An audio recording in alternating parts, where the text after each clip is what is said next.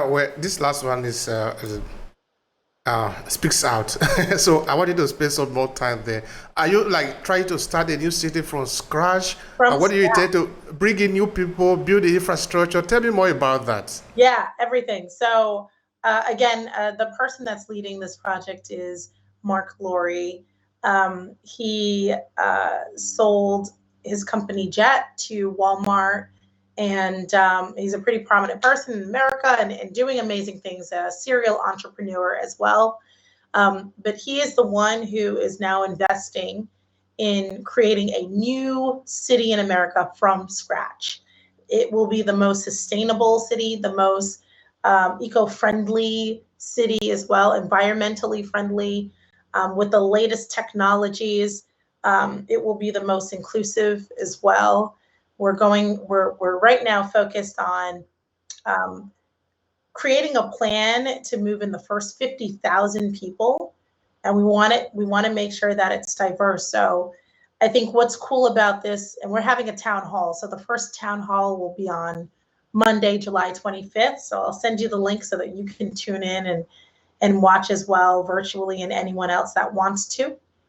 But I think what's cool about this project is, like I was saying before, we're really wanting to understand the people, and we're not focused on just one demographic, right? We're reaching out to various demographics of people. We're making sure that this information is also shared within various publications, right? So publications that focus on Black people, publications that focus on the Asian community, publications that focus on the LGBTQ community, and differently abled community. And so like all demographics, no matter what age you are or where you're from, but we're really looking to make sure that it's diverse, it's inclusive, it's a place that's safe, it's a place that will love you back. Do you know that telling a story is one of the most powerful ways to connect with your audience? Do you know that the human brain processes story much more easily and quickly than facts and figure? Stories are a great way to engage your audience, get them interested in your products and services, and inspire them to take action. A good story will help you create more compelling content that can be shared on social media or through other channels. And it's not just about telling a compelling story, it's also about knowing how to tell it effectively. Now, do you want to better connect with your audience? Then join us on our online training class, Storytelling for Content Creators and Digital Entrepreneurs. Come to obehi-4.com/storytelling and learn how to leverage your storytelling skill to earn more as a content creator and digital entrepreneur. Storytelling is a powerful way to connect with your audience, so let's explore it together. See you in the class.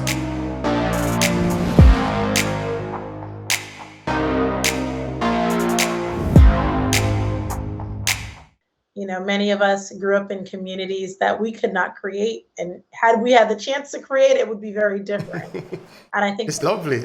right? And I think what's cool about it is we're able to do that. So I'm excited to be a part of the project. All right, so you are going to get a piece of land, and then you build the infrastructure, then you bring Yep, in the people. yep. That is Fascinating, fantastic, no? right? I know. It's exciting. I'm not gonna lie, it's definitely igniting. It's igniting, and I hope you join the virtual town hall. I'll send you the link. I want to see what people are saying there, what the feeling are. All right, now you did make mention of the word diversity, inclusion, equity. So, how much are people prepared to not just listen to these words as the beauty, as how it might sound in their ear, but to really go to the ground and make it a reality in their life? I mean, look at the people around you in the US and looking at also the situation that we are seeing today. Yeah. Um, I can't speak for everyone as much as I'd like to. But what I can say is that I have came across, incredible people of all backgrounds that are really committed and dedicated to creating the impact, doing the actionable work, not being afraid to say what needs to be said as well. Okay with saying, I'm going to walk away from this organization if this does not change. And I've seen that.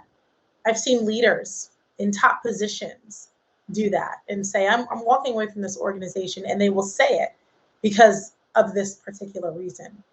And that organization, it leaves them in a box reflecting on, oh crap, what happened? We need to get this work done. And I think, a large part of this work is for people to self-reflect. This work we can't begin to even do this work. I don't care who you are without self-reflecting. I had to take a moment, even though I've been doing it from my childhood years after that incident, I had to take a moment to say, why am I doing this? Will I always do this no matter what? And what type of impact am I looking to create? When I started to answer those questions for myself, it has helped me in those moments of where I do feel tired at times, of where I do feel saddened by everything that's happening, to be reignited to propel in this work that I do.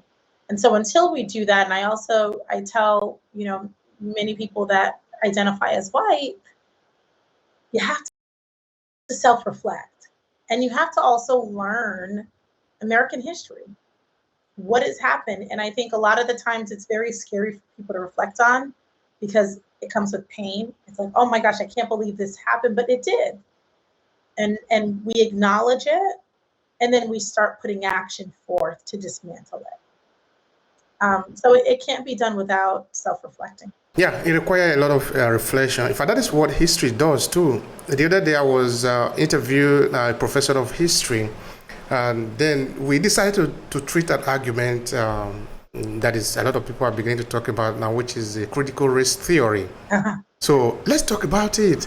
So he was saying that why people don't want to talk about it is because they don't want to feel the pain that have been caused in the past. But that pain is not an invention. It really did happen. If it really did happen, then we must talk about it. Because there is no way you can heal without first knowing what is even the injury that you are suffering from. And I love what you said. Oftentimes the way that I break it down to people and they understand, think about if you got into an argument with your partner, you were upset because your partner did something that you didn't like. And you're trying to communicate that with your partner, and your partner's like, oh, whatever. I don't want to hear it right now. I don't care. You're going to be so upset. You're going to bring up that point over and over and over until you get your point across. And that's how we act. That's how we behave as humans. So my background is in behavioral psychology. So I'm really interested in human behavior and human interaction.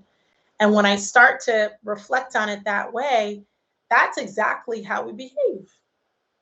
We will continue to feel a level of resentment, pain, when things aren't tackled. And I relate that back to if you're in a relationship, or if you're dating, or your partner, or your wife, your husband, whoever, right? And you can't get your point across, and they don't want to acknowledge how they hurt you, that pain will always exist until they actually acknowledge and say, you know what? I hear you, I hurt you, and I am so sorry, and I'm willing, and I'm committed. Oh, that is a magical word. That is a magical word. That's it. I'm willing and I'm committed to making that change. And then they actually commit to it and they take action. Without those steps, there's going to be, like I said in the beginning, a heavy load of resentment and a heavy load on the other side of guilt. And the guilt comes from knowingly knowing that you don't want to take the time to acknowledge what has happened. I'm talking of this acknowledgement, knowing what happened. I believe there is an argument that we have talked about, me talking about us as a people, as a generation, as world. The transatlantic slave trade, for example, the horror, the genocide, the homicide, these have never really been examined. And I believe that there are consequences for those actions. For those millions of Africans that were humiliated, beaten to death, I don't know if we can hide that, because coming from a behavioral understanding now, I don't think if we can just pretend it never happened. No. Is it possible? No, it's not. It's not possible at all. It's the reason why we see, even on LinkedIn, right? We see so many people advocating and saying what they need to say and posting about these things, because there's a level of resentment. There's a level of resentment in not acknowledging what has happened. There's a level of resentment in not taking action and being okay with what has happened in the past still being perpetuated throughout time. That is one of the most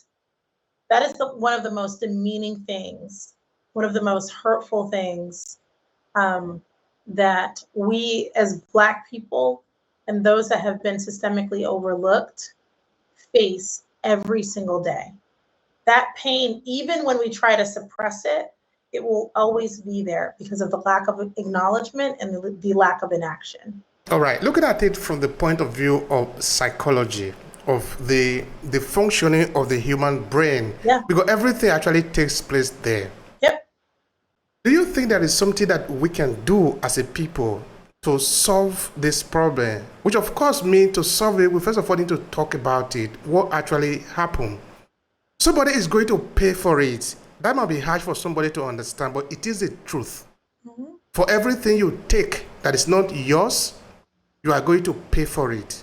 You pay for it now, you pay for it 200,000 years to come. Nature is not going to permit it to get lost.